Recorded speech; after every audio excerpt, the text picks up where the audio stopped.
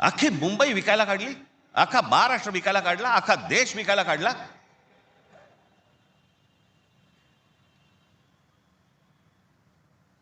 आपल्यासमोर काय वाढून ठेवलंय आपल्याला अंदाज पण नाहीये. मी तुम्हाला हे सांगतोय, मला 2024 साली मला एक व्यक्ती भेटली.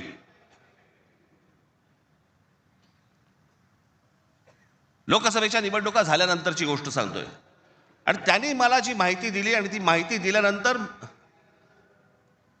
माझे सगळे लोक, माझे काय रिसर्च टीम सगळी जी काही कामाला लागली, ते जे काही झालंय ते आज मी तुम्हाला इथे दाखवणार आहे.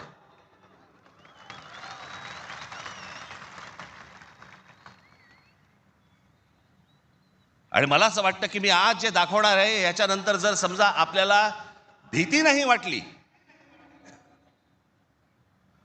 तर मला असं वाटतं या देशात निवडणुका न लढवलेल्याच बऱ्या.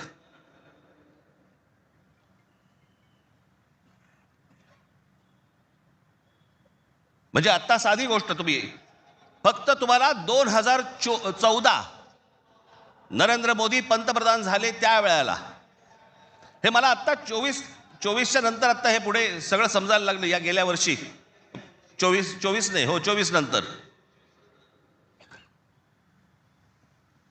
साधारणपणे विधानसभा निवडणुकांच्या आसपास मला ह्या सगळ्या गोष्टी आमच्या रिसर्च टीम मध्ये यायला लागल्यावरती मला धक्का बसायला लागला. कारण आपण असे बघतच नाही कधी, आपण डोळे झाक करत बसतो आणि नक्की काय खणलं जात आहे आपल्या खालून आणि आपल्याला माहितीच नाही. याचं कारण अनेक हिंदी इंग्रजी टेलिव्हिजन चॅनल सगळं सगळं ब्लॉक करून टाकलंय. कोणी काय तुम्हाला दाखवणार पण नाही. दाखवलं की वरनं फोन येतो, वरनं दट्ट्या येतो, जाहिराती बंद करून टाकू. मी आता फक्त एक पहिला मॅप मी तुम्हाला भारताचा दाखवतो, 2014चा. दाखवा रे.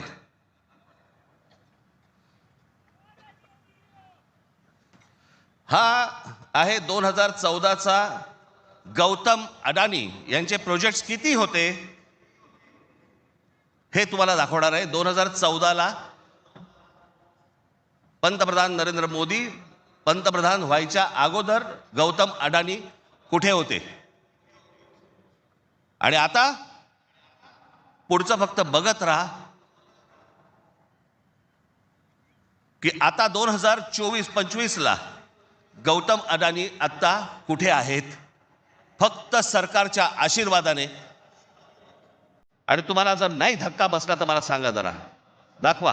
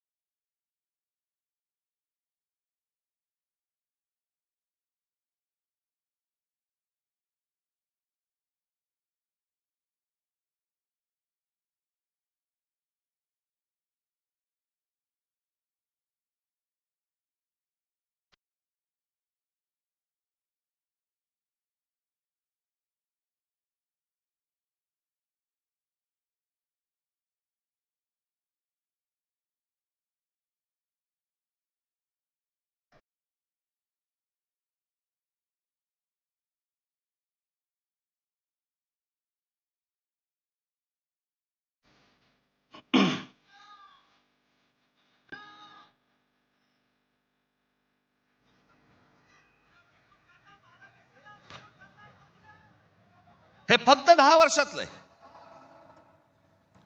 जगामध्ये असा एकही माणूस नसेल जो 10 वर्षामध्ये इतका श्रीमंत झाला.